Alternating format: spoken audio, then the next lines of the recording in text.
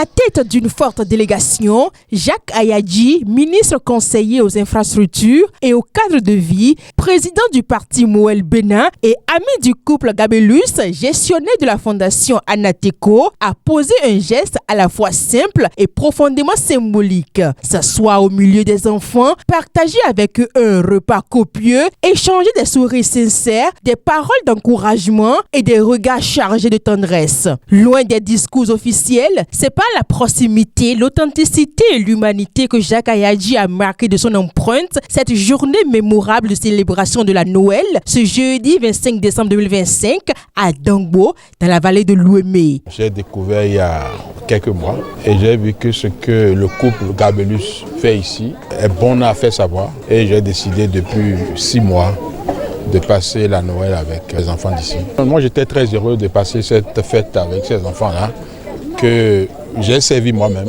et c'était un grand plaisir pour moi de le faire comme si c'était mes propres enfants.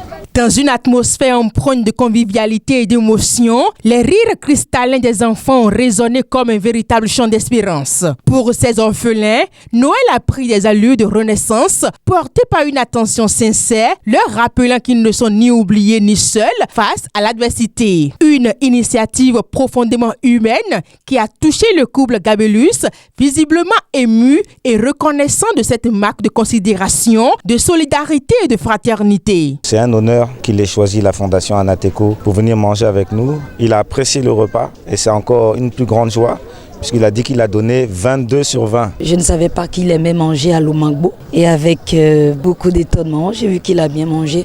Je pense qu'on a besoin de petites attentions comme ça dans la vie. Profitant de cette visite à forte portée symbolique, le couple Gabelus a lancé un appel vibrant à l'endroit des bonnes volontés, invitant les personnes de cœur, les institutions, les partenaires et les mécènes à emboîter le pas et à unir leurs efforts en faveur des enfants orphelins afin de leur offrir un avenir meilleur. J'invite tous ceux qui ont de l'amour à donner à soutenir cette initiative. Les enfants de la rue ont besoin de vous parce qu'aujourd'hui à la Fondation Anateco, nous avons quand même près de 45 enfants. Tous ces enfants sont rassemblés dans une même maison. En se rendant à la Fondation Anateco, le ministre conseiller a tenu à réaffirmer son soutien indéfectible aux œuvres sociales et à encourager celles et ceux qui, souvent dans l'ombre, consacrent leur énergie, leur temps et parfois toute leur vie à l'épanouissement des enfants les plus vulnérables. Je lance un appel à tous les Béninois pour que